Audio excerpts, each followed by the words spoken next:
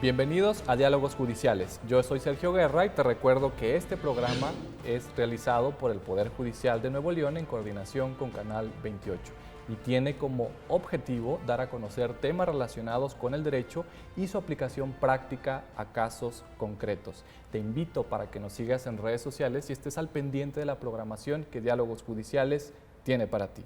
En esta ocasión vamos a tocar un tema muy interesante con nuestra invitada, la ministra Ana Margarita Ríos Farjat, y te invito también a ver este breve video sobre su reseña profesional y laboral. Adelante.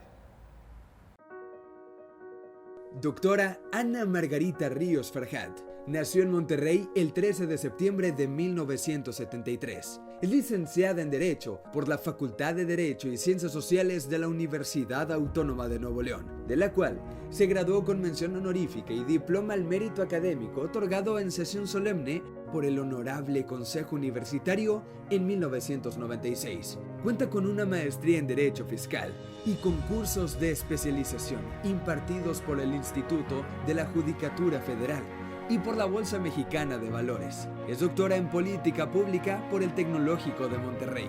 Inició su vida profesional en 1993, incursionando en la práctica privada y después en el Poder Judicial de la Federación. Posteriormente, de 1999 a 2011, ejerció primero en una reconocida firma transnacional de abogados, donde fue litigante en las materias civil, mercantil, internacional y administrativo, amparo y en concursos mercantiles, y luego como consultora. Desde 2011 se dedicó al ejercicio independiente de su profesión en Derecho Bursátil y Financiero, Sistema Anticorrupción y Rendición de Cuentas. Dejó la práctica privada en diciembre de 2018, al convertirse en jefa del Servicio de Administración Tributaria, marcando su gestión, entre muchas otras cosas, con una lucha frontal contra la evasión fiscal, el impulso al civismo tributario y una política de apertura hacia los contribuyentes cumplidos. Se ha distinguido con múltiples reconocimientos, entre los que destacan Excelencia en el Desarrollo Profesional, otorgado por la UANL en 2014, el reconocimiento por trayectoria profesional, otorgado por el Colegio de Abogados de Nuevo León, el reconocimiento como integrante de la Coalición Anticorrupción por buscar siempre la transparencia, la honestidad y un buen gobierno, otorgado por la Federación de Colegios Profesionales de Nuevo León. Ha sido catedrática, ensayista, editorialista y coautora de libros de poesía y derecho, así como coautora de 2 obras tituladas Doing Business in Mexico, publicadas en los Estados Unidos. A partir de 2020, se desempeña como ministra en la Suprema Corte de Justicia de la Nación y desde enero de 2021 es presidenta de la Primera Sala. El tema de hoy precisamente es independencia judicial e inclusión de mujeres en la carrera judicial con la ministra. ¿Cómo está, ministra? Bienvenida a este programa y agradezco que haya aceptado la invitación a participar en su desarrollo. Muchas gracias, Sergio. Estoy muy contenta de estar aquí con usted, con todo su auditorio. Lo agradezco de todo corazón. Muchísimas gracias. Y pues como adelantaba al inicio de este bloque, el tema se desarrollaría de esa manera. Y para empezar, ¿nos podría primero indicar qué aspectos la motivaron para estudiar la carrera de Derecho? Pues el derecho siempre estuvo presente en mi casa, porque mi papá era abogado, un orgulloso juez, un orgulloso magistrado, de manera que y además siempre me acercó posibilidades, que conociera yo opciones, principalmente a través de los libros, pláticas, pero cuando se acercó el momento en que pues ya tenía que definirse la vocación, me decía que veía en mí a una abogada, que estaría orgulloso. Y yo era un poco rebelde, ¿no? Yo también quería conocer mundo, conocer todas las disciplinas posibles, ¿no? Y él, con la paciencia de un padre amoroso, pero que ama su profesión, simplemente me acercaba a las opciones, me platicaba, de manera que siempre fue para mí natural este acercamiento con el derecho. Entonces, pues yo lo tengo desde casa. y no nada más el derecho, la vida de los jueces. Toda mi infancia fue con la vida de los jueces. Y pues así sucedió, llegó el momento de elegir una carrera y pues derecho. Pues era la natural. Y yo creo que en esa época yo quería estudiar desde restauración de arte hasta economía, literatura, geografía, física nuclear. Se me hacía el mundo tan vasto, con ganas de conocer todo, pero finalmente era, bueno, si hay un área reguladora de todo eso y más, y la que permite que a veces muchas cosas sean posibles, es el derecho. Así es. Entonces el derecho de alguna manera tocaba todo. Wow, pues qué interesante saber que su padre, en este caso, tuvo esa influencia motivadora para que usted pudiera primero ingresar a la carrera de Derecho y después seguir por sus diversas etapas hasta ahora ser precisamente ministra de la Suprema Corte de Justicia de la Nación. Y en ese sentido, ¿qué nos podría destacar acerca de su labor como ministra de la Suprema Corte de Justicia de la Nación? ¿Cómo nos explicaría ese día a día? Pues como yo lo vivo, es como que cada día signifique algo para la vida de las personas, no nada más de los asuntos que estamos resolviendo. Claro que esas en primer lugar, sino para la vida de las personas en general, porque las decisiones de las Cortes Supremas son decisiones radiales, impactan como una piedra aventada al agua, genera ondas. Entonces, el impacto es muy grande y a lo mejor hasta es lento. Las decisiones de las Cortes Supremas y en general de los jueces establecen parámetros a la sociedad. ¿Qué está permitido? ¿Qué no está permitido? ¿Qué es deseable? ¿Qué no es deseable? Eso va marcando pautas a la sociedad. Sí. Entonces se trata de no perder de vista que hay que expandir todo aquello que signifique plenitud para las personas, y justicia ciertamente es fundamental para sentirse pleno, sentir que hay justicia alrededor de nosotros, claro, sentir que vivimos en una sociedad justa, ¿no? Entonces es expandir toda el área de plenitud y acotar las áreas de excesos, acotar las áreas de arbitrariedades, acotar las áreas donde decimos fuera de lugar a otra persona qué hacer, ¿no? Entonces, el día a día para mí es marcar poco a poco pues algo significativo, algo que contribuya a una sociedad mejor, a una sociedad más pacífica, a una sociedad más feliz. Finalmente la justicia, insisto, es parte de la felicidad. Entonces, una sociedad más feliz. Porque ¿cómo hacemos una sociedad? No podemos ser una sociedad feliz si hay un ambiente de corrupción. No podemos ser una sociedad feliz si hay un ambiente de impunidad, un ambiente de injusticia. Porque son como escalones, donde seamos felices porque nuestro alrededor está en orden. Entonces creo que, y no nada más los ministros o ministras de la Corte, yo pienso que desde los secretarios proyectistas de las justicias locales, es todos los que participamos de alguna manera en idear soluciones a problemáticas sociales. Estamos pacificando, estamos aportando nuestra creatividad, nuestra dedicación, la mejor versión de nosotros para ir generando granito a granito una mejor sociedad, un mejor país, un mejor mundo. Desde luego, me parece que la interacción que tienen los juzgadores y las juzgadoras en México se debe a sus conocimientos, a sus experiencias, pero sobre todo a ese ideal de impartir justicia y de tener una sociedad feliz con bienestar y paz, que es lo que aspiramos como seres humanos. Muchísimas gracias por esa explicación, estuvo muy motivadora. Muchas gracias. Y siguiendo en esa línea, en el sentido de esas cuestiones que la impulsaron para estudiar la carrera de Derecho y que nos explicó su labor como ministra de la Corte, ¿nos podría también explicar la importancia de la labor de una persona juez en México? La importancia de la labor de una persona juez es, de alguna manera ya lo mencioné, es la pacificación de la sociedad. obviamente también entra la actividad política con ese propósito, ¿no? Los políticos, las personas de casa, la política es tratar de armonizar, de construir, de generar acuerdos, consensos, puentes y avanzar como sociedad. Así es. Pero los jueces tienen la función de determinar qué corresponde a cada quien en justicia.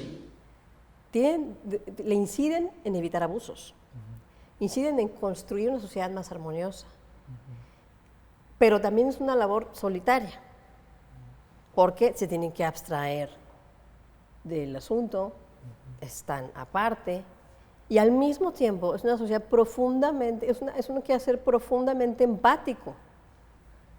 Vivimos los hechos de los casos, por ejemplo, ¿no? Y a partir de ahí es aplicar nuestro mejor saber y entender, ponerlo al servicio, siempre es la palabra, al servicio de solucionar en justicia un asunto. Claro. Entonces, la función de los jueces me parece que es fundamental para mantener esta armonía social, pero también para mantener un Estado de Derecho sólido, porque si la sociedad sabe que hay un poder judicial firme, eficiente, fuerte, autónomo, la sociedad entonces puede transigir y hacer todos los acuerdos comerciales que quiera, lo que los economistas pueden llamar costo de transacción cero. O sea, podemos llevar a hacer, invertir, comerciar, hacer, porque si algo no sucede, como esperamos, si algo sale mal, sabemos que hay tribunales objetivos e imparciales que van a solucionar en justicia las diferencias. Sí. Cuando no tenemos esa seguridad o esa tranquilidad o esa intuición, nos da miedo invertir, hacer operaciones, hacer transacciones. Entonces damos seguridad a la sociedad.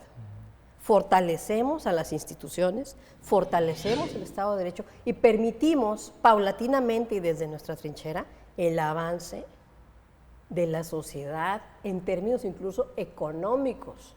Las instituciones tienen un valor económico, por lo que acabo de señalar, donde hay confianza en la judicatura, por ejemplo.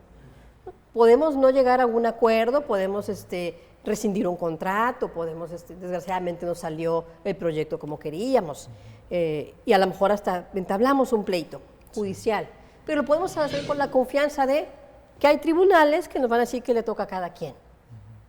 Entonces, esa confianza permite que se traduce en confianza en invertir, confianza en creación de riqueza, confianza en prosperidad económica. Entonces, hay una función que empieza en el expediente, empieza comprendiendo la justicia imbuida en el asunto, comprensión hacia las partes, hacia la sociedad y, ya vemos, impacta también hasta en lo económico. Yo estoy convencida que la labor judicial tiene un enorme peso en el desarrollo económico de los países, precisamente por esto. Y en general el Estado de Derecho, las instituciones, los procedimientos que se sigan como son. Vamos a simplificar el término. ¿A qué me refiero con eso? Que las instituciones sean sólidas, que los tres poderes funcionen como se espera que funcionen, el debate parlamentario en el legislativo, el poder judicial acotando, equilibrando, regulando, el poder ejecutivo ejecutando, pero si todo funciona así y los jueces se mantienen justamente independientes, eficientes, eficaces y con una buena presencia social, va a haber esa confianza. Ligado a esto, podemos decir, es que la sociedad no entiende la labor de los jueces, ¿no? Los sentimos distantes.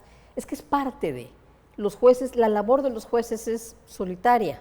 El impacto es social, el impacto es económico, es radial, etcétera, pero es una labor solitaria.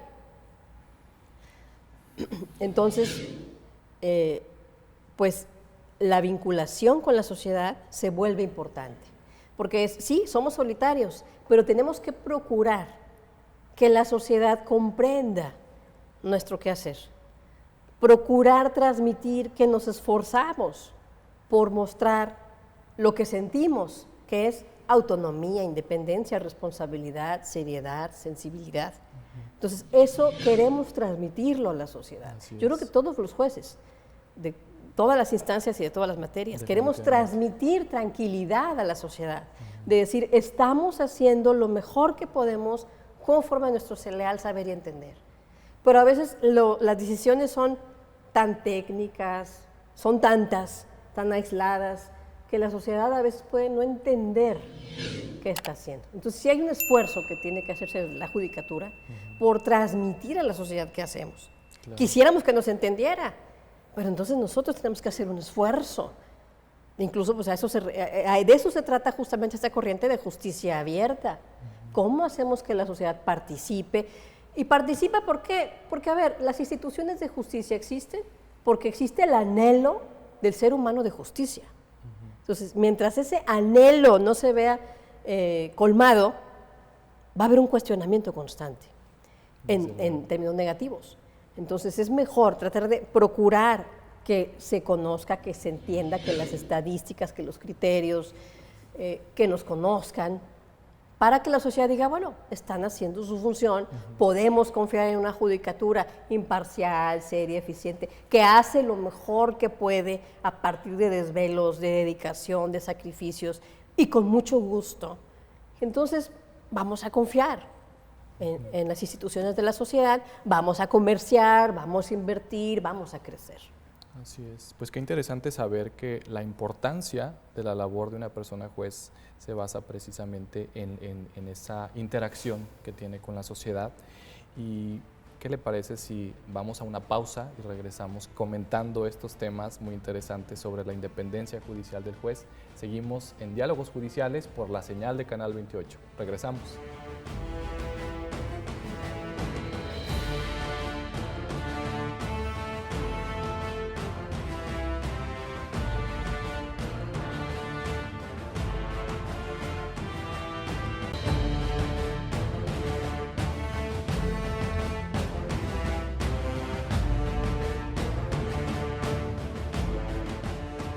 Regresamos a Diálogos Judiciales. Te invito para que nos sigas en redes sociales que están apareciendo en pantalla y estés al pendiente de toda la programación que tenemos para ti. Y sobre todo compartas, des like, comentes algún tema que tengas en mente para tocarlo en este programa y sobre todo dar a conocer los temas relacionados con el derecho y su aplicación práctica a casos concretos.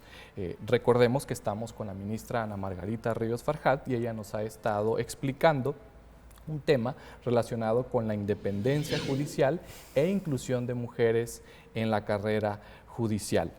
Ministra, siguiendo con estos rubros que usted comentaba de la función de las personas jueces en México, me gustaría que me explicara específicamente a qué se refieren cuando se habla de independencia judicial en México. ¿Qué es exactamente este conjunto de palabras, independencia judicial? Hay una frase que a mí me gusta mucho y es que nosotros pues hacemos y decidimos resolver conforme a nuestro leal saber y entender.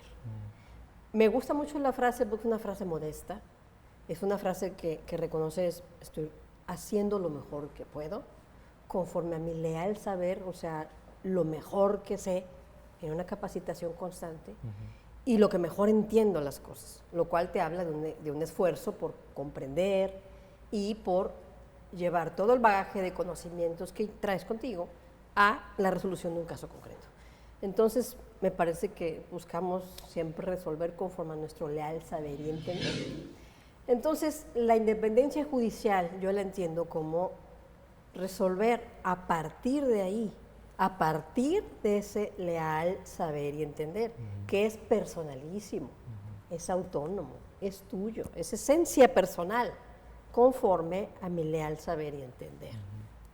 Lo que se espera de la independencia judicial es que no haya ningún tipo de injerencia externa. Quizá lo más que puede uno imaginar es, por ejemplo, donde está usted en materia, por ejemplo, mercantil, podríamos decir, independencia judicial se refiere a que ninguna de las partes tenga pues una injerencia indebida o desequilibre la balanza de la justicia. de manera más allá de la ley, más allá del expediente, más allá de lo que le toca. Sí. Que no lo lleven usted a terrenos que no tienen que ver con su leal saber y entender. Entonces, esa es independencia judicial, por ejemplo, en la materia donde hay la contención. Por ejemplo, en amparo, en control de constitucionalidad, donde ya es una cuestión de defensa contra el acto de la autoridad. Sigue ponderándose lo mismo, que no haya un desequilibrio, pero además que no haya factores políticos externos, también que nos lleven a terrenos en donde no estemos decidiendo conforme a nuestro leal saber y entender. Cualquier influencia externa. Puede haber amistades, puede haber ofrecimientos más allá de nuestra función y lo que nos toca, puede haber amenazas, puede haber, yo creo que incluso chantaje. En esta época de redes sociales y de comunicación instantánea y de creación de imagen y de daño de la imagen, esta comunicación tan rápida, Sí. Con mucha facilidad se puede también procurar destruir la reputación, por ejemplo, de un juez, ¿no? Y manipular información. Manipular información, pero también es generar una percepción de, o sea, generar indebidamente y fuera de lugar, generar una opinión desfavorable al juez o a la jueza. Así es. De manera que esto genera una presión que puede o que busca moverlo de su leal saber y entender. Que usted ceda a interpretar de una manera para ganar aplausos y no críticas. De una manera para ganar favores y no reproches. Entonces, el juez debe estar impávido igual, sensible a la luz, lo mismo el sol, la lluvia, la tormenta, el viento. Sensible a la sociedad, sensible al caso, me parece que siempre en contacto consigo mismo, con sus valores, con su leal saber y entender, de manera que todo lo que pase por alrededor pase realmente. Que no lo muevan. Creo que la sociedad eso es lo que espera de los jueces y las juezas, que no se muevan de su centro. Podrá no gustarnos alguna decisión y no nos va a gustar muchas veces, porque pues una parte se le da la razón jurídica y a la otra se le niega. Sí. Ese es el principio. Muchas veces hay equilibrios, ¿no? Así Pero es. digamos, un reduccionismo es ese. Entonces, de entrada es una función difícil que va a dejar a alguien descontento. Pero por lo menos que la sociedad tenga la tranquilidad de es que es lo que opinó en su saber y en su mejor leal saber y entender la jueza o el juez. No me gusta lo que decidió, pero no tengo elementos ni tengo razones para pensar que hubo algo indebido ahí. Lo fundamental, me parece a mí, no es que les guste en lo particular a las partes de la resolución. Digo, qué bueno, pero siempre va a haber una a la que no le guste. No, lo fundamental es tener confianza en esa persona juzgadora, en que esa persona juzgadora, pues no nos gusta su criterio, o nos gusta lo que sea, pero sabemos que es confiable, en un sentido de que va a resolver de la manera que ella piensa. Sí. Creo que entonces eso me parece a mí que esa es independencia judicial y ese es el elemento valioso de lo que mencionábamos hace unos momentos, ¿no? De la confianza de la sociedad en que las personas juezas, los jueces, van a resolver conforme a su leal saber y entender, más allá de cualquier presión. Esa me parece a mí que esa es la independencia judicial. Perfecto, muchísimas gracias por esa explicación y qué interesante saber que precisamente la independencia judicial de las personas juzgadoras está situada en esa cercanía que tenga con el expediente, pero también estar alejadas de influencias que pudieran repercutir en algo pues en perjuicio de las partes precisamente. Y situados en esa misma línea, ministra, ¿qué nos podría comentar acerca de la forma en que se legitima una persona juzgadora ante la sociedad mexicana? Bueno, hablábamos de eso justamente ¿cómo le llamamos aquí? Off, ¿no? De que digamos, bueno, ¿Cómo se legitima? Resolviendo con objetividad, resolviendo conforme al expediente, resolviendo conforme al caso, resolviendo, y lo ligo con lo que acabo de señalar, resolviendo conforme a nuestro leal saber y entender. Y hay un fenómeno muy curioso. Hay una frase muy hermosa, y todos los que somos abogados sensibles a la judicatura, y quienes estamos en la judicatura o crecimos en una familia judicial, como es el caso de su servidora, es que el juez habla o la jueza habla por sus sentencias. Y fue una frase preciosa, cargada de contenido filosófico. Pero fue una frase de difícil aplicación práctica. La sociedad lee las sentencias más allá de las partes. Los abogados de las partes las leen. De vez en cuando algún grupo de abogados las lee. De vez en cuando para alguna clase. De vez en cuando quien busca un precedente para un juicio o una situación problemática similar, y vislumbrar el tipo de juicio que le va a esperar. Pero la sociedad lee las sentencias. Yo creo que eso es una reflexión muy interesante en estos tiempos, sobre todo estos tiempos, me refiero, dados por la hipercomunicación. Estamos hipercomunicados, acostumbrados a picar un botón y ya tenemos la información que necesitamos sobre cualquier tema, incluso las sentencias. Así ¿no? es. Están ahí. Pero entonces es la información inmediata y que nos quede claro rápido a qué se refiere algo. Creo que eso es una desventaja para la reflexividad y para el espíritu crítico, pero lo cierto es que así sucede. Entonces, por eso, y me regresaría al principio, es la importancia de la justicia abierta y de comunicar qué hacemos. Yo no digo que cosas, metodologías específicas, ¿no?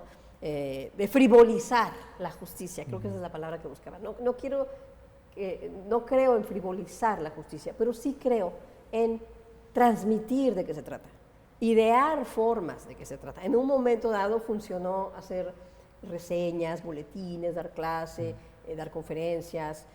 Muchos jueces y juezas nos gusta opinar, nos gusta participar en conferencias, nos gusta escribir, pero creo que hay que tratar de ver cómo, sin perder cierta sana distancia de la sociedad, mantenemos la reducimos en un sentido que la sociedad nos sienta parte de ella misma. ¿Qué están resolviendo? ¿Qué criterios son? ¿Qué está pasando? Hace poquito estaba yo releyendo un libro de Héctor Fix Fierro, y eso también es delicado, es triste, es serio, que hablaba sobre la carrera de los abogados y abogadas, ¿no? O sea, de los litigantes. Sí. O sea, que de alguna manera, y yo lo he sido muchos años, de alguna manera dicen los litigantes, o los malos litigantes, han logrado trasladar el costo negativo de un mal desempeño de ellos al juez o al Ministerio Público. Su propio desempeño mediocre es que el juez se equivocó, o la jueza es corrupta, tal cosa, o el Ministerio Público me pidió dinero. O sea, también hay eso, y es cuando los abogados tenemos una responsabilidad y un deber hablo de los postulantes, los que representan ante los jueces, ¿no? O ante las instancias del Ministerio Público para impartición de justicia en general, ante el sistema de justicia mexicano, de cualquier materia. Tienen el deber de prepararse lo mejor posible, pues en sus manos están los patrimonios, las libertades, la salud física y mental de las personas, los sueños de las personas. Sí. Entonces, si no se preparan, no van a tener un resultado satisfactorio. ¿A quién se le va a atribuir ese resultado insatisfactorio? ¿A la corrupción? ¿A la impunidad? Entonces vamos a crear esta narrativa. Y creo que los jueces, entonces lo ideal sería que permee la ética y que los abogados y abogadas se sigan preparando constantemente. Yo creo que hay muchísimos y la mayoría son muy profesionales, muy dedicados. Pero entonces los jueces o las juezas, pues tenemos que hacer un esfuerzo por que la sociedad entienda qué hacemos, porque la legitimidad en un Estado democrático está en que la sociedad entienda o se sienta tranquila o se sienta identificada o descanse sabiendo que hay tribunales. Yo pensaría de manera optimista, porque nuestra carga de trabajo de todos los órganos judiciales del país es mucha. Así es. Eso habla de dos cosas, o podemos ver de dos maneras. Uno, pues que hay mucho conflicto social. Pero también refleja gran confianza de la sociedad en sus jueces. Así es. De lo contrario, pues no pondrían en manos de los jueces, de las juezas, Sus manos de asuntos. nosotros, sus asuntos, sus sueños y sus ilusiones. Entonces, yo creo que la legitimidad es importante por esa razón. Hay que repensar cómo logramos. Ok, sigamos hablando por nuestras sentencias, pero ¿cómo logramos detectar qué sentencias? La pura transparencia, el mandato ya puestas en una página de internet, ya con eso, ¿no? A lo mejor es qué podemos hacer a través de la academia, mayor vinculación con la academia, que haya clínicas jurídicas de nuevos criterios en materia mercantil, criterios actuales en materia penal. Eso me parece a mí fundamental y me parece que las universidades y los centros académicos tienen una labor muy importante. Pero bueno, creo que ya cubrimos varios puntos con esto, pero creo que ahí consiste la legitimidad. Estoy optimista precisamente porque las grandes cargas de trabajo hablan de esa confianza. Definitivamente, y sobre todo que debe existir el permeo de las resoluciones judiciales en la sociedad mexicana a través de los procedimientos que se presentan en cada tribunal. Pues vamos avanzando en este programa, agradezco que se encuentren con nosotros, seguimos en Diálogos Judiciales, vamos a una pausa y estamos por Canal 28.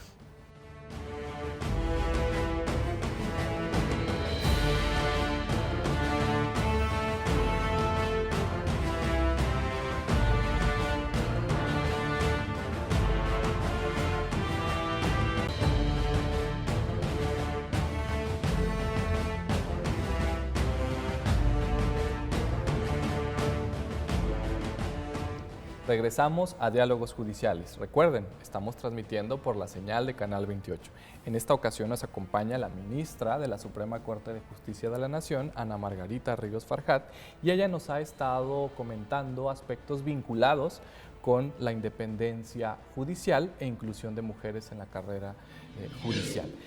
Siguiendo esas mismas experiencias y sobre todo los comentarios que bien nos ha hecho en relación con estos temas, me gustaría que nos comentara cuáles son los siguientes obstáculos por vencer en la lucha por la igualdad entre hombres y mujeres, tomando en consideración que ya existen leyes que existen para promover la inclusión y la no discriminación, ministra.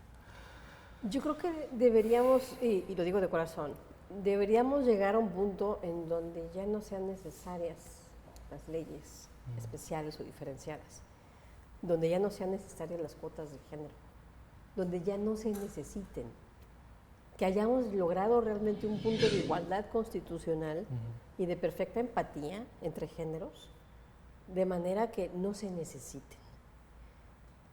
Pero todavía se necesitan. Todavía hay inercias, hay resistencias, de repente se pierde propósito de algunas cosas. Por ejemplo, las cuotas de género, ¿para qué son? Y llega un cuestionamiento sobre por qué la cuota de género, si lo importante es que esta posición sea a partir de capacidades. Y yo, claro, a partir de capacidades, nada más que sobre el mismo piso, parejo. ¿A partir de qué enfoque vamos a calificar qué capacidades? A partir de un enfoque históricamente diseñado, permeado y que viene de una visión masculina de las cosas, a partir de ese enfoque las capacidades van a parecer menores. Entonces es muy relativo esto de las capacidades. Y además el esfuerzo que le toma a una mujer estar en una mesa de decisiones, en la misma que están hombres, por regla general le ha costado el doble de trabajo a la mujer que a los varones. Y lo digo con el mayor de los cariños por los varones. ¿Por qué? Porque las mujeres lidiamos muchas batallas silenciosas contra nosotras mismas, contra las imágenes que nos hemos generado, contra los estereotipos familiares, culturales que hemos vivido. ¿Qué se espera de nosotras? La madre, la novia, la esposa, la hija, la que Entonces hay un bagaje y muy bonito que también quieres cumplir. Y luego hay una culpabilidad de tengo que elegir, no estoy siendo buena esposa, buena madre, buena abuela, buena nieta, buena algo, y es algo ajeno al trabajo. Entonces, cuando tú te dedicas ya a tu trabajo, viene todo por eso hablaba yo de las batallas silenciosas, porque son internas. Entonces, imagínate un ser humano, mujeres en este caso, que viene con todo esto y que viene con sueños, con ilusiones. La vida profesional, ¿por qué va a estar dividida por géneros? La vida profesional no es más que la plenitud en el quehacer de un ser humano. ¿Por qué no podemos aspirar a ello? ¿Por qué tenemos un rol determinado? Digo, también los hombres se lo autodeterminan, ¿no? O se lo han autodeterminado, hablemos de historia. Sí. ¿No? Entonces, venimos con todo esto y en positivo, vamos a hablarlo en positivo. Eso te genera mujeres con una gran determinación, con una gran seguridad en sí mismas, con mucho carácter, con muchas capacidades. ¿Por qué? Porque las batallas que va una librando, pues no son gratuitas, son difíciles, pero dejan fortaleza, dejan enseñanza. Y yo creo, por ejemplo, que nuestra función como jueces, como juezas, y vamos a incluir a los secretarios y secretarias, porque participan de lo mismo. Sí. Eso es fundamental, porque es la manera de adquirir templanza. Un juez o una jueza sin templanza, pues creo que va a batallar mucho, y la sociedad con la persona. Entonces, las mujeres venimos de una lucha de estereotipos, y hay varios tipos de estereotipos, desde los estereotipos de las mujeres embarazan, los hombres no, los estereotipos naturales, hasta los estereotipos francamente agresivos. Las mujeres no deben trabajar. Y los perversos, las mujeres solamente pueden dedicarse a los hijos. Y luego por eso también todo eso viene en forma de culpa. Y hablo en general por muchas mujeres que conozco, ¿no? Como, porque si es verdad, mi trabajo me va a quitar tiempo con mis hijos, me va a quitar tiempo de apoyar a mi marido, me va a quitar tiempo, porque el tiempo, nadie tiene más tiempo que otra persona. Eso nos recuerda la igualdad entre todos. El reloj pasa igual por todas las personas. Entonces, ¿a qué le dedicas el tiempo de tu vida? Y ahí viene la culpa, y ahí viene todo este bagaje, y este control de emociones, de sentimientos, de determinación, y va sumando a los hijos. Sí. Por ejemplo, muchas madres que trabajamos, procuramos alguna cuestión, sumas a los hijos que te acompañen, que vayan contigo, que entiendan qué haces, y eso creo que es positivo, porque además estás educando hombres del mañana. Las mujeres cada vez ocupan más espacios profesionales, y no es que no estén en su casa, como se puede decir, pero ya va a ser muy difícil el día de mañana, pues, y siempre va a haber mujeres que lo decidan hacer así, pero estadísticamente yo pienso que será más común ver a las mujeres en un día a día normal como los hombres, a la mujer que va a estar en casa, sí, haciendo, etcétera. Y creo que hay que ir transitando con esa idea. Entonces yo creo que lo que sigue de hacer en el terreno de las mujeres es seguir siendo empáticos, hombres y mujeres. Hay otra cosa que, y perdón, a lo mejor me puedo extender un poquito, pero adelante, es un tema ministra. Sensible. Hay otra cosa que este estereotipo y esta división de roles nos ha quitado históricamente a las mujeres. Y es que no estamos acostumbradas a trabajar entre nosotras. Ustedes los varones sí, llevan siglos, nosotras no. Y venimos de un avance social que a cada generación de mujeres lo ha vivido de manera distinta. Entonces luego se crean diferencias entre las mujeres de tal década, de tal otra década, de tal aquella, en cómo vamos avanzando. Y a veces esas diferencias nos alejan, porque no es lo mismo una generación pues que se asimiló un poco a la forma de trabajar masculina, pues para lograr los espacios y abrirlos, que es fundamental haberlos abierto. No se nos debe olvidar que venimos de una trayectoria, ¿no? Claro. Entonces vienes a través de, pero son mujeres que esa fue la manera, en una sociedad pues que era como una tapia, se ¿no? abrieron paso. Es abrir como la gota sobre la piedra poco a poco. Y tienes a una generación, por ejemplo, mucho más moderna, que no concibe, por ejemplo, eso. ¿Cómo es posible asimilarse a los hombres para poder fluir? son diferencias generacionales. E insisto, la falta de comprensión que muchas veces se presenta, porque sí se presenta, hay hasta un lugar común, las mujeres no se apoyan entre ellas mismas. Yo creo que sí, pero creo que viene de esto nos fue arrebatado, no ha nacido, apenas se estará generando. Pero por supuesto que trabajamos entre nosotras y disfrutamos y vivimos entre nosotras, igual que los varones, digo, pues somos personas igual, solamente que culturalmente, pues no se nos ha sido dada esa posibilidad. Eso es una cosa generacional. Entonces, ¿qué hay que hacer? Acompañar los cambios como algo inexorable. Las mujeres tenemos derecho a la plenitud como cualquier persona. Entonces, acompañemos los cambios para que la armonía social no se rompa. ¿Para qué ponerle resistencia a lo que se está dando de manera natural? Entonces, y además, por ejemplo, las cuotas de género que contribuyen a eso, a generar los espacios. ¿Por qué? Porque tú cuando eres niña y tú quieres comerte el mundo cuando eres niña y tus figuras a seguir son figuras masculinas. Y bueno, no está mal, así se dio. Pero ahora las niñas y los niños también tienen figuras femeninas que seguir. ¿En qué sentido? Mira, si ella lo hizo, yo también puedo. Entonces, es importante por eso las cuotas, por dar la ilusión, por decir, se vale, se puede y por supuesto que está. Y cuidar, no perder de vista el objetivo para qué son, porque yo a veces he visto esta situación de que se crean parcelitas. Ok, ya tenemos cuotas de género en la empresa, muy bien, sí, bueno, las mujeres al comité de social de algo, y los hombres aquí a tesorería y a administración y a diseño de nuevos proyectos. Puestos directivos, quizá. Exactamente, directivos o de una incidencia mayor. En la asociación o en la empresa o en la institución.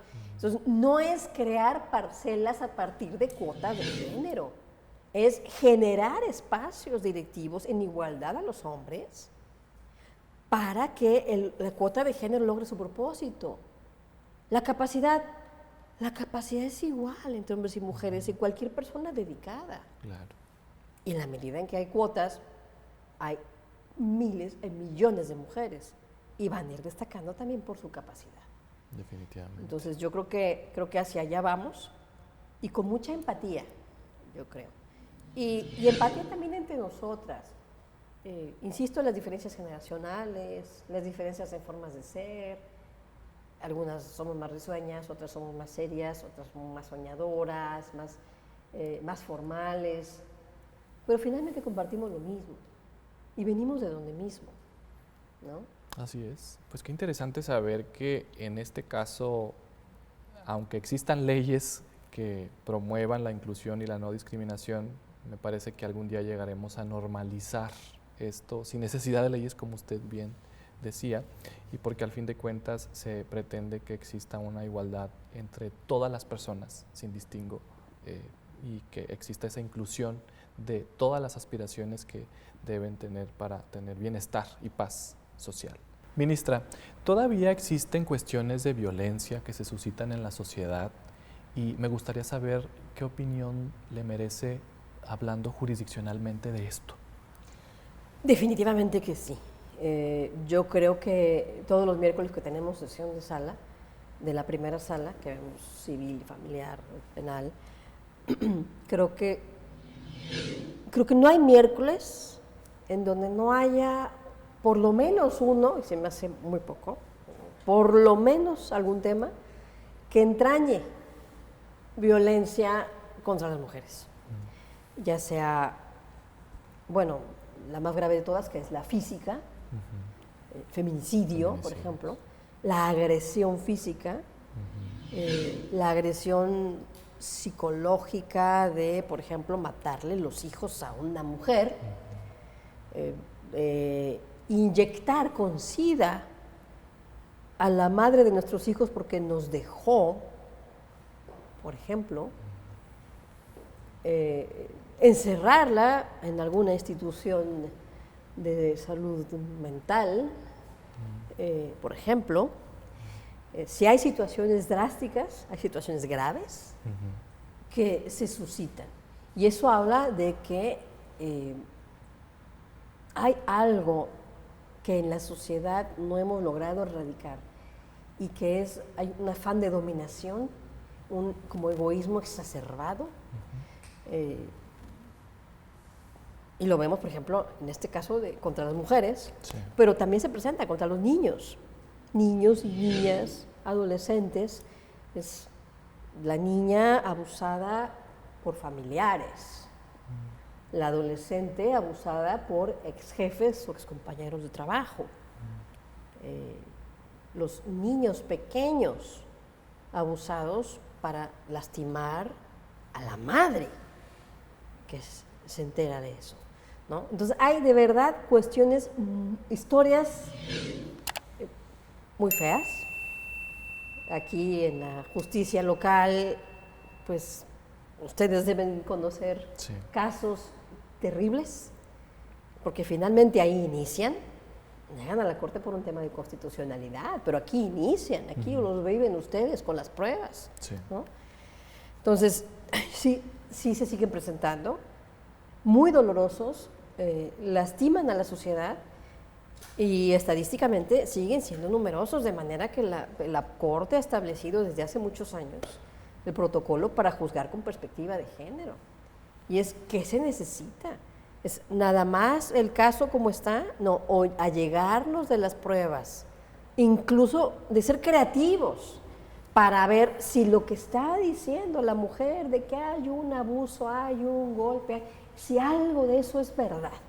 Porque todavía hay resoluciones hoy en día en donde es que se fue del hogar, abandonó el hogar conyugal y entonces pierde la patria potestad. Pues no fue porque quiso. Lleva varias instancias diciendo que el marido la golpea. Entonces, bueno, hay que escuchar eso para encontrar la verdadera justicia. A ver, ¿dónde está? Vamos a llamar a los testigos, a ver vecinos, a ver los niños, averiguar la verdad. La función de los jueces es averiguar la verdad y sobre la verdad decidir en justicia. Entonces, sí se presenta, sí sucede. Digo que hasta incluso se diseñó un protocolo para decir de qué manera allegarnos de más pruebas, de mejores pruebas, de qué manera analizar el caudal probatorio, o sea, dar una metodología. Sí. Pero todavía creo que nos falta mucho por recorrer. En la primera sala recibimos muchas cuestiones, muchas historias muy dramáticas. Diría expedientes, pero para mí siguen siendo historias de vidas dolorosas. Pues me parece que están en buenas manos esos asuntos. Ojalá, gracias. No, bueno, creo que todos los que juzgamos, como usted, señor juez, pues desea poner lo mejor de usted. Así es, definitivamente, y pues con conocimientos, experiencias y sobre todo aplicación del derecho a casos concretos se puede dar una solución efectiva a este tipo de asuntos. Muy bien, pues vamos avanzando en este tema. Agradezco que estén todavía con nosotros. Regresamos, estamos en Diálogos Judiciales por la señal de Canal 28.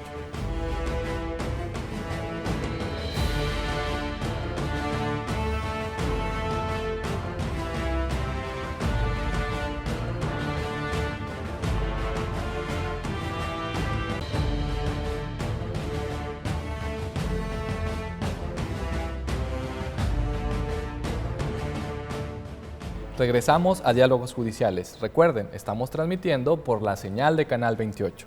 En esta ocasión estamos comentando con la ministra Ana Margarita Ríos Farjat sobre el tema relacionado a la independencia judicial y la inclusión de las mujeres en la carrera judicial. Ministra, para ir encaminándonos prácticamente a la finalización de este programa, me gustaría que nos comentara si en su papel de ministra o en el desarrollo de su carrera profesional, ¿ha sufrido discriminación de género y cómo la enfrentó? Pues yo creo que todas las mujeres mexicanas hemos sufrido los efectos de una discriminación estructural. El Estado mexicano, las instituciones mexicanas, las políticas públicas, hasta los horarios a veces de las cosas, están diseñadas desde otra época, con otra visión, donde no se nos incluía. Entonces, pues ya tienes, de entrada tienes toda una estructura en contra. Entonces tú te tienes que acoplar. Empiezas con el tener que superar esos primeros obstáculos. Eso es una forma de discriminar, porque no tomas en cuenta a las mujeres para políticas públicas, para instituciones, para diseños. Ahí vamos avanzando. Y sí, yo creo que sería difícil encontrar alguna mujer que no hubiera sufrido algún episodio de discriminación, alguna grosería, alguna manera, desde, por ejemplo, estás un hombre y tú, y le preguntan a un señor, a un médico, por ejemplo, la opinión sobre el niño. Ay, es que el niño que llevas a consulta, doctor, ¿todo bien? Y el doctor le contesta viendo al marido, por ejemplo. O sea, pequeñeces así hasta ya cuestiones de hacer a un lado. Yo creo que a todas nos ha pasado. Tu servidora lo que hace es, no las veo. No, pero no porque no las... Me imagino que ahí están. Me refiero a, no me puedo enganchar en ellas. No darles importancia, quizá. No, porque es doloroso. Primero es doloroso. Segunda, te frena. Tercera, te distrae. Cuarta, pues te atormenta. Entonces no las veo. Ah, sí, ¿qué hago? Lo contrario. Más avanzo, más lo escucho, más hablo lo que opino, más defiendo los puntos personales o sociales o de lo que me toque a mí defender. Entonces, es decir, si existen, pues no las he visto. Deben estar por ahí, ¿no? Seguramente que sí. Pero como trato de avanzar sin verlas, y de verdad doy ese consejo también, es no nos ganchemos, busquemos la luz. Lo que tenemos que hacer es más importante de lo que nos están queriendo hacer para impedir que lo hagamos. Entonces, yo doy como eso como consejo. Claro que sí, insisto, desde pequeñas groserías y cosas, pero a todas nos ha pasado, hasta de repente, pues una forma también muy común es ignorarte. La abogada güerita, sí, el doctor fulano y la abogada güerita, por ejemplo, en un salón de clases, y eso no lo digo por mí, lo he visto, ¿no? O en un salón de medicina o lo que sea, es el doctor, el arquitecto, el funcionario. Sarita la güerita, la flaquita, la Normita. Hay pequeñas diferencias que nos tienden a invisibilizar. Y otra también muy común es, por ejemplo, la abogada Luisa, sí, la que está casada con, la que su maestro o su asesor tal, la que trabajó con don tal. La referencia respecto al quehacer profesional de las mujeres a veces es por sus figuras masculinas cercanas. Yo no veo que a un hombre le digan, sí, el que está casado con Lupita, y que además es vecino de Laurita. Yo no veo eso. Perdón que lo simplifique así, pero es muy común todavía. Entonces, ¿qué hacemos? Confiar que esta etapa pasará pronto y que lograremos la igualdad constitucional más pronto que tarde. Claro, y sobre todo no darles importancia y dar importancia a las propias personas que merecen por sus acciones y no por lo que quizá digan o estorben en su quehacer diario. Porque es más importante lo que tenemos que hacer. Así es. Y quienes quieran dedicarse a poner frenos, pues me parece que se van a perder ellos mismos o ellas mismas de hacer todavía las cosas. Yo pondría la atención hacia dónde hay que ir, no que nos frena. Así es, los objetivos principalmente. Ministra, y me parece también importante resaltar y sobre todo pedirle un mensaje hacia las mujeres que actualmente empiezan su formación profesional y sobre todo estos retos que enfrentan en su desarrollo. Bueno, vivan todas sus ilusiones, disfrútenlas todas, sean felices, seguras, de ustedes mismas. No se rindan nunca. Y ahí empiezan los consejos más. No acusen recibo de agravios. Es difícil. Hay personas que nos dañan, que nos quieren lastimar. Tratemos de verdad, como dice el sabio, irlos anotando en donde se puedan borrar. De manera, porque nos quita energía. Requiere esfuerzo, mucha madurez. Y toda una vida a veces de madurez. Pero es no acusar recibo de agravios, continuar avanzando siempre en positivo, no perder de vista lo positivo, disfrutar una etapa histórica donde se ha cristalizado mucho de lo que muchas mujeres han soñado y a veces que ni siquiera pudieron soñar. Entonces, no sé, pienso hace 100 años o menos, mujeres que ni siquiera aspiraron a soñar con ser abogadas. De entrada, la pura idea ya era alejarlas de sus amigas, de sus parejas, de toda una forma de ser social. Entonces, muy doloroso. Claro que puedes hacerlo, lo hubiera hecho. Sí, a partir de renuncias permanentes, constantes y de todas partes. Creo que ser muy empáticas con las mujeres que nos han abierto camino. Claro. Porque ha sido de renuncias. Es que renunciar a tus sueños, porque no todas tenemos el carácter de perseguirlos a toda costa. Es difícil. Entonces creo que tener una empatía y un reconocimiento a nuestras abuelas, a nuestras tías, a nuestras madres, a nuestras amigas, a las mujeres que no son nada de nosotros, pero que han estado ahí en la historia y que en el fondo sí son algo de nosotros y que nos abrieron espacios a partir de renuncias, porque antes era muy difícil, sigue siendo difícil, pero hay que reconocer que hemos venido avanzando. Entonces, antes era más difícil.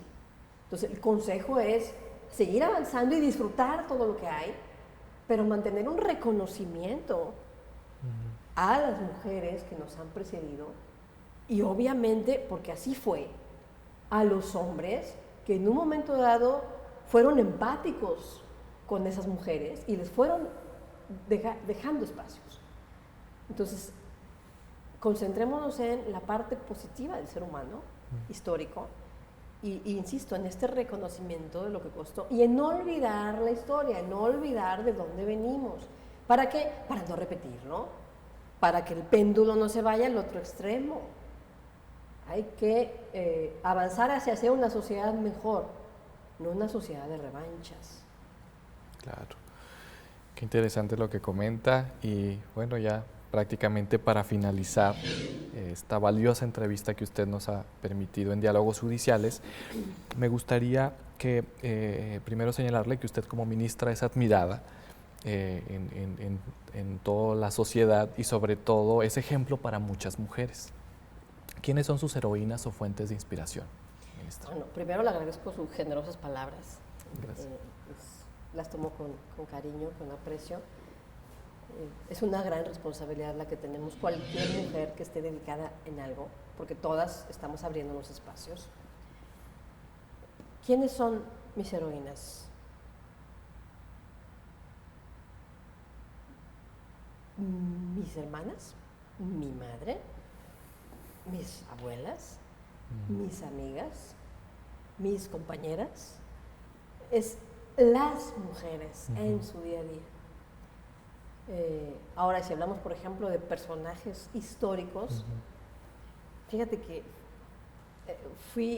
fíjese que fui a Querétaro hace pocos meses, pues, y tengo como un afán de redescubrir a la corregidora, Josefa Ortiz de Domínguez, claro, que es muy paradójico, que siempre nos la dibujan como una mujer fea y como una mujer vieja, así como arrinconada. Cuando era una mujer, entiendo que era muy guapa, valiente, y que cuando se descubre finalmente esta conjura insurgente, sí, la encierra el marido para cuidarla y atender las cuestiones urgentes, y ella, aprovechando que el alcalde tenía abajo la oficina, pues se va a un salón y con el zapateo le está avisando pues que ya tenía que tomar acciones de otro tipo y urgentes. Entonces, esos personajes, me parece que la corregidora, bueno, ya era conocida, pero como ella hay muchos en nuestra historia. Así es. Digo, a las mujeres, allí hemos estado, pero la historia no nos ha visto, ¿no? Pero hablo de este porque es como un redescubrimiento también. Me llama mucho la atención esa figura. Definitivamente. Entonces, y yo creo que todas, en realidad, porque todas vamos aportando algo. Definitivamente mi mamá, mis abuelas, mis tías. Bueno, mis abuelas definitivamente, ¿no? Mi abuela de Monterrey, una mujer muy, como le llamamos aquí en el norte, ¿no? Muy entrona. Tuvo una vida difícil, viuda desde muy joven, pues entrona, en una época complicada. Pues muchas gracias, ministra. Es un gusto y sobre todo pues un honor tenerla aquí en nuestro auditorio de Diálogos Judiciales. Agradezco de nueva cuenta su participación y pues quedaron muchos temas sobre la mesa que posiblemente en otras ocasiones podemos abordar y sobre todo compartir con nuestro auditorio sus experiencias, sus conocimientos y sus consejos. Qué lindo, le agradezco, muchas gracias, señor juez. En otra ocasión, pues me imagino que hablaremos de resoluciones. Así es. Pero esta, entiendo, fue un momento bonito. Yo también lo disfruté. Muchísimas gracias, ministra. Le comparto una publicación que emite el Poder Judicial de Nuevo León, entre otras que ustedes, querido auditorio, pueden descargar desde la liga de internet que están viendo en pantalla. Se la comparto con mucho gusto y invito a nuestro auditorio para que también lo haga. Es gratuita, es pública y sobre todo tiene información que puede ser de su interés. De nueva cuenta. Muchas gracias. Muchísimas gracias. Muy honrada de estar aquí. Muchas gracias. Gracias. Bueno, yo soy Sergio Guerra Torres. Esto fue Diálogos Judiciales por la señal de Canal 28.